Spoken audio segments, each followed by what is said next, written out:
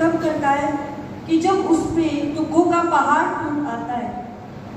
इसलिए आओ उस परमपिता परमेश्वर का नाम जपने से अनेकों लाभ मिलते हैं और सबसे बड़ा लाभ हमें यह मिलता है कि जो ईश्वर भक्त होता है उस परमपिता परमेश्वर का निरंतर जाप करता है, उसका चिंतन करता है, तो उसके समक्ष यदि पहाड़ जैसी समस्या भी आकर के उपस्थित हो जाती है ना, तो वो राई के समान उसे छोटी प्रतीत होती है। इतनी बड़ी कृपा, इतनी बड़ी दया उस ईश्वर की कम है क्या? आप आज माताओं के विषय में कुछ सुनाने के लिए बड़ी सुंदर बात कही है, क्योंकि आजकल की माताएं जो होती हैं वो इतिहास के पन्नों को पलट करके नहीं देखती। ऐसी ऐसी वीरांगनाएं, ऐसी ऐसी विदुषी हमारे देश में हुई हैं जिन्होंने पूरी ब्रिटिश साम्राज्य की नींव हिला करके रख दी, जिन्होंने पूरे मुगलों के दाग खट्टे कर दिए। तो आओ इस भजन के माध्यम से बताने का प्रयास रहेगा कि क्या क्या योगदान रहा है। इसने कहा क्या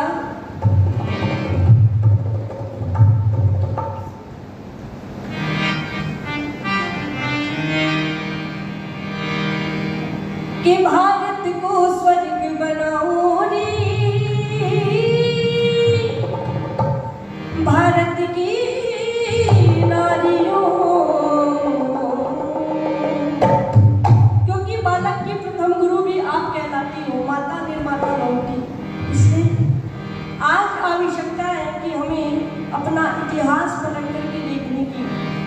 ऐसी ऐसी वीरांगनाएं हुई है, माता जीजाबाई जिसने छत्रपति शिवाजी का निर्माण किया, माता विद्यावती जिसने शहीद आजम भगत सिंह को जन्म दिया, वो भी एक माता ही थी। इसलिए आओ यदि पंक्तियां अच्छी लगी तो मिलकर के ताली से सहयोग देकर कहेंगे क्या कि भारत को स्वर्ग बनाओ रे, भारत की नारियों, तुम वैदिक धर्म निभाओ रे, भारत की नारियों, भारत की नारियों, भारत की नारियों, भारत की नारियों, भारत की नारियों, तुम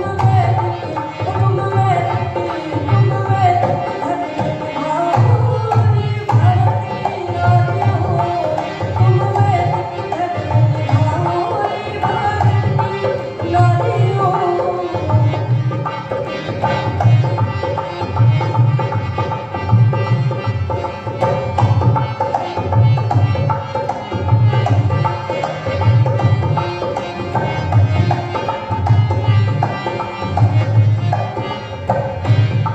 और क्या कहा, एक एक पंक्तियां ध्यानपूर्वक सुनिएगा और हृदयंगम करने का प्रयास करेंगे। क्या लिखा,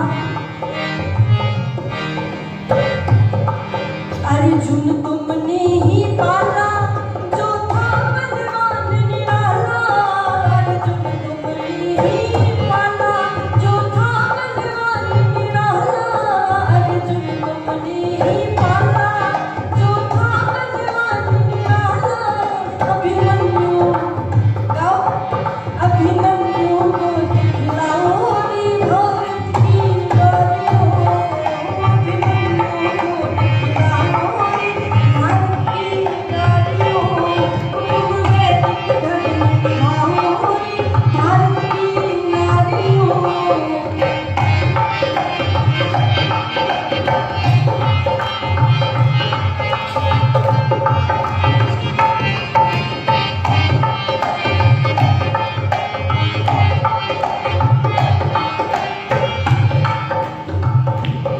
और बड़ा ही सुंदर नाम इस गीत में आता है।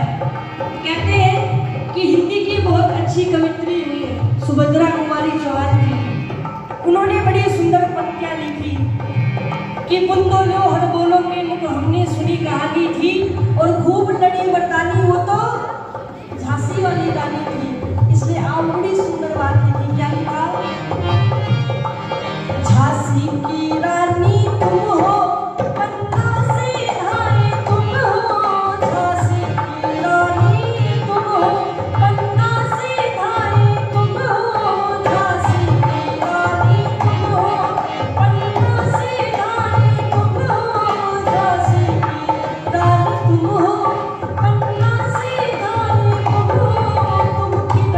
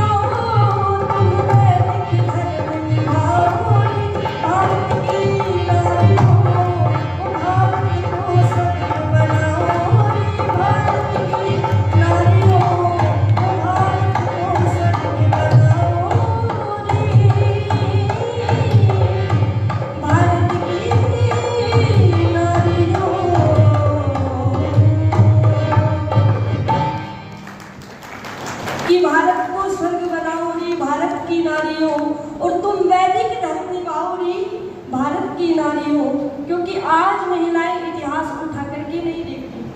वे भूल बैठी है कि समाज में किस प्रकार का पाखंड बढ़ता जा रहा है, आडंबर बढ़ते जा रहे हैं। उनके जंजाल में यदि सबसे पहले फंसती है तो ये माताएं पहले फंस जाती हैं। इसलिए आज आवश्यकता है आर्य समाज के सत्संग की। इस कार्यक्रम में यदि महिलाएं आए तो वो कभी भी आने वाले समय में बाबाओं के चक्करों में नहीं फंसती है, वे कभी भी अपने पद से भ्रष्ट नहीं होती है। इसलिए आप बड़ी सुंदर बात कही थी, एक भजन कहते हैं कि एक छोटी सी बेटी अपने पिताजी को समझाने का प्रयास कर रही है, क्योंकि कहते हैं ना कि अच्छी बातें तो कहीं से भी ग्रहण कर लेनी चाहिए।